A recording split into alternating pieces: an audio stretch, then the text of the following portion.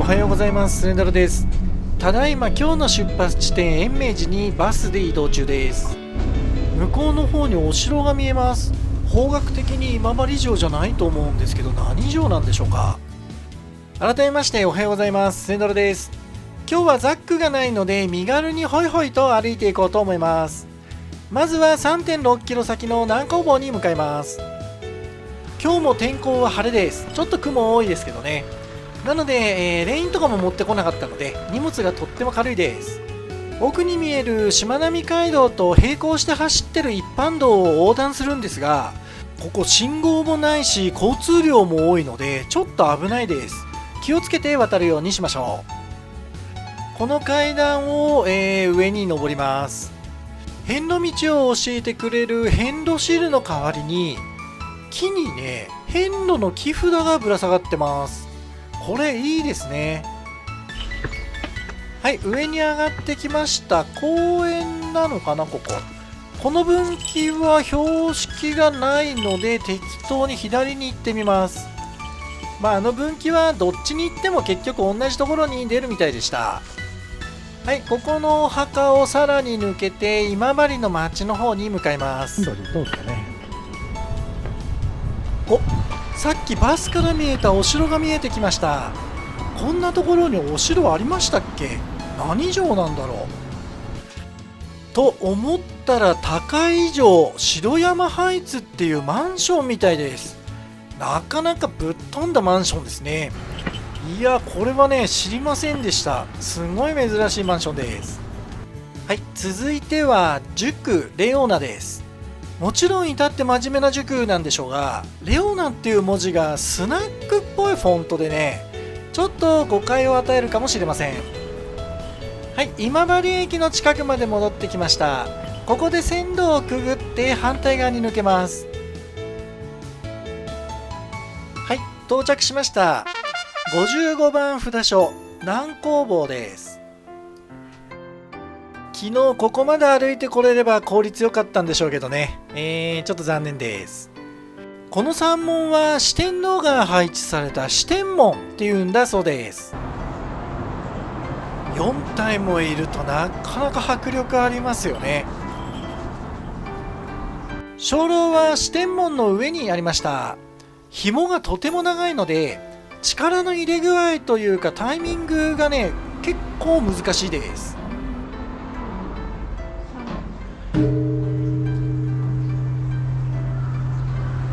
南工房はお寺の真ん中に道が走ってて、2つに分断されてます。駐車場もその道沿いにあるので景観的にどうなのかなとも思うんですけど、街中にあるからもうこれは仕方がないんでしょうね。本堂と大師堂を参拝して農協印をいただきます。今日はお寺を5つ回る予定なので、急いで次の大山寺に向かいます。お寺を出る時も四天王に見られてます。ちょっと緊張しますね。次の大山寺までは3キロぐらいなのでさっさと向かいます。この遍路シールまっすぐなのをバッテンつけて左に変更されてます。珍しいタイプですね。今治駅まで戻ってきました。ここから駅前の道をまっすぐ進みます。この交差点なんですけど、明徳高校先交差点って書いてあるんですが、まず交差点の名前に交差点ってついてるの珍しくないですか。あと明徳高校先っていうのもどっちから見て先なのかね。当然何か理由があるんだと思うんですが、すごく気になりました。大山寺まで残り 0.9 キロです。今日はお寺がちょうどいい塩梅に散らばっているので歩きやすいです。食事の時間じゃない時に限ってカツヤとか出てくるんですよね。ほんと恨めしいです。大山寺の駐車場に着きました。ここで視聴者さんから、声掛けいただいてね、スネドラさんですかって言われたんですけど、私人にスネドラって呼ばれたことがないもんですから、すごい驚いちゃってね、ろくな対応もできなくて申し訳ありませんでした。この場を借りて改めて、お礼申し上げます。56番札所大山寺です。このお寺は周りより少し高いところにあって景色が、とてもいいんですが、これ周りが石垣でできてるんですよね。まるでねお城みたいな感じでした。鐘楼をつくことはできないようです。本堂と大師堂を参拝します。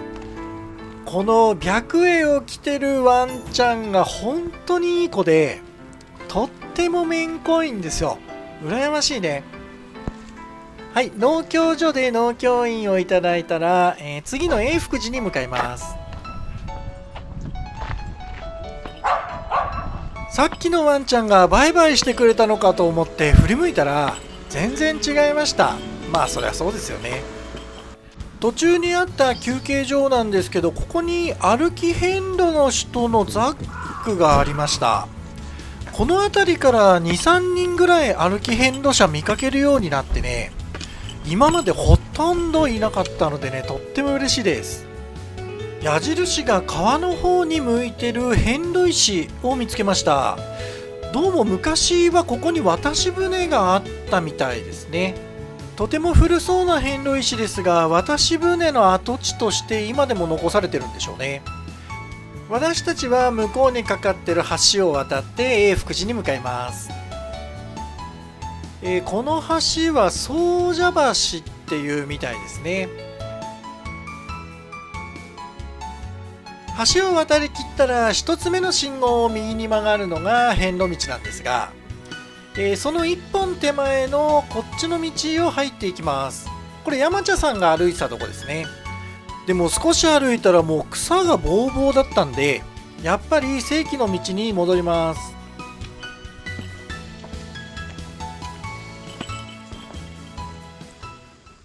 57番札所永福寺です。このお寺も山門がないんですね。こじんまりしたお寺です。久々に私の鐘つき風景です。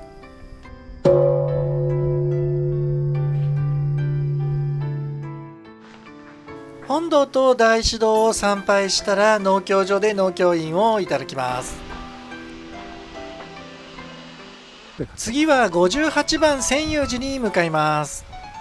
前に山茶さんの動画で松山はカラスが多いって言ってて、そんな印象なかったんですけど、ついにねカラスの大群を発見しました。映像じゃわからないかもですが気持ち悪いぐらいたくさんいます。犬塚です。これひどい話なんですが、さっきの永福寺とこれから行く千遊寺の2つのお寺のお使いをさせてる犬がいて、お寺の鐘をつくと、来いっていう風に仕込んであったんですが、両方のお寺から鐘が何回も鳴っちゃってね、それでどっちのお寺行っていいのか分かんなくてうろうろしてるうちに池に落ちて死んだっていう話なんですよ。犬を飼ってる身としてはね、本当に許せん話です。今日はスニーカーで来てるので山道大丈夫かなってちょっと心配だったんですが、一瞬ねヤバめな気配もあったんですが、まあ結論はスニーカーでも大丈夫でした。途中道路を挟んでまた山道にはなるんですが、そんなにひどい道でもないので、気をつければ大丈夫です。問題は下りですね。下りはね正直スニーカーだと危ないなと思ったので、気をつけて歩くことをお勧めします。2度目の舗装路に出たらこの先お寺までは、山道はもうありません。いや今日ね天気もいいので、今治の街が綺麗によく見えます。はい、仁王門が見えてきました。58番札所千遊寺です。仁王門をくぐってから本堂にたどり着くまでが長い階段をひたすら登ります。これがねきついです。最後はとどめの急階段ですね。本当にねなかなかハードでした。やっと到着です。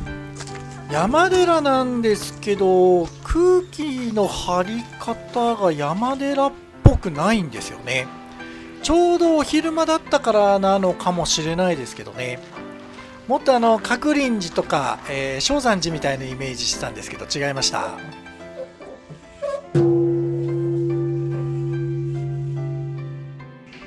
本堂と大師堂を参拝して、農協院をいただくんですが、このお寺の農協所がなんとね、本堂の中にありました。これはなかなか珍しいタイプですね。展望台がありました。素晴らしい景色ですね。今治の町から瀬戸内海まで見えます。左側に見えるのは宿坊です。私ここに宿坊あるの知らなかったんですけど、ここ温泉もついててこの景色だしね、これ予約取れるんだったら絶対に泊まんなきゃいけない宿坊ですね。しくじりました。それではこの旧階段を降りて、59番国分寺に向かいます。上りの時にも少し話したんですが、千遊寺の山道は上りは大したことないんですけど、下りがやばいです。砂が浮いてるような道で結構急だし、滑りやすいんですよね。五郎兵衛坂です。千遊寺にあった大太鼓の音がうるさくて、魚が逃げちゃって漁ができないって五郎兵衛さんが激怒しちゃってね。で、包丁でその大太鼓を破っちゃったみたいなんですよ。で、その帰り道、ここの坂で転んで、それが原因で死んじゃったんだそうです。いろんなことが起こるもんですね。砂利が浮いてるような下り坂なので、特にスニーカーでここを降りるときは相当気をつけないと滑ります。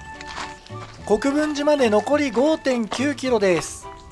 今度は旧階段を降ります。いやー、もう苦労しましたけど、なんとか麓の辺りまで降りてこれました。この辺まで来れば安全ですね。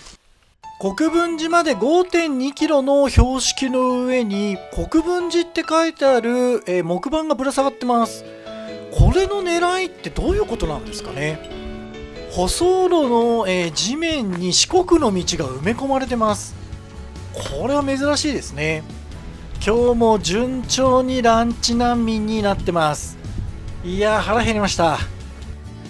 パン屋見つけたんですけど、この期に及んで襟好みしてます。他のもん食いたいですね。みのり、これ寿司屋さんですかね。やってればいいんだけど。あ、セルフうどん、うどん屋さんですね。頼む、営業しててくれと念じたんですが、30分ぐらい前に閉店しちゃったみたいです。ただ他の歩き遍路さんがお願いしたら食べさせてくれるかもよって教えてくれてね、ダメ元でお願いしてみたら、なんと、食べさせてくれました。これね、超ラッキーです。しかもちくわ天のお接待までいただいてね、うちだけのためにまたお湯沸かせてうどん茹でてくれてね、本当に感謝感謝です。四国の人は本当にみんな優しいですね。いやー、だいぶ疲れてきましたが、お腹もいっぱいになったので頑張ります。モーニングがオープンから14時まで。またしても長いですね。こっちはランチっていう概念がないのかな。狼コーヒーさんです。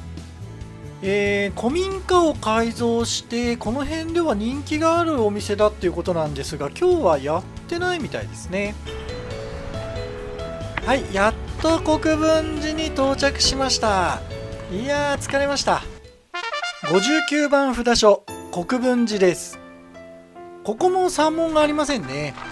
握手修行大師です。握手しながら願い事を一つだけお願いします。薬師如来の薬壺です。自分の体で気になるところが書かれている場所に触れながら、オンコロコロセンダリマトウギソワカと唱えると良くなるんだそうです。お寺は比較的コンパクトで、いかにも街中にある、お寺っていうような雰囲気です。大山寺も永福寺も国分寺もみんななんとなく雰囲気は似てますよね。本堂と大師堂を参拝して農協所で農協飲をいただきます。ちなみに、国分寺のトイレが、ウォシュレットだったんですよ。しかもね、広くて、これは何気に貴重ですよね。はい、これで今日のお寺の参拝は終了です。当初予定してたゴール地点が伊予桜井駅なんですが、このまま歩くと、電車を50分ぐらい待つことになりそうです。もう一個先の伊予三好駅に行こうかなと思ったんですけど、これちょっと遠すぎてね、やっぱり予定通り、伊予桜井駅で終わりにすることにします。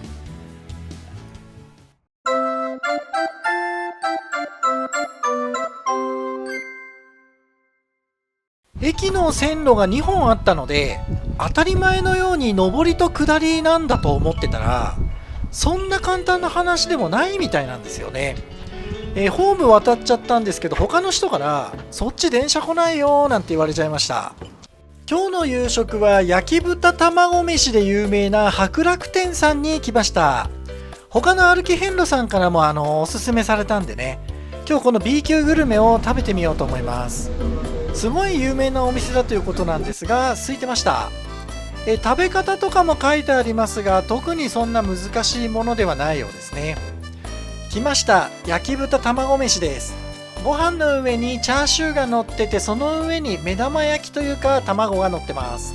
とても美味しい丼でしたが、よくいろんな口コミで書いてあるもう癖になってやばいみたいな、あれはねちょっと言い過ぎかもしれません。麻婆豆腐はまあまあ美味しくて、餃子はちょっとこれ作り損ねちゃったのかもしれないけど、ちょっとべちゃっとしててね、いまいちでした。今回も最後までご覧いただいてありがとうございました。今日もノルマはクリアできたので、明日は別格10番と11番を打ちたいと思います。チャンネル登録、高評価、コメントぜひお願いします。それではまた。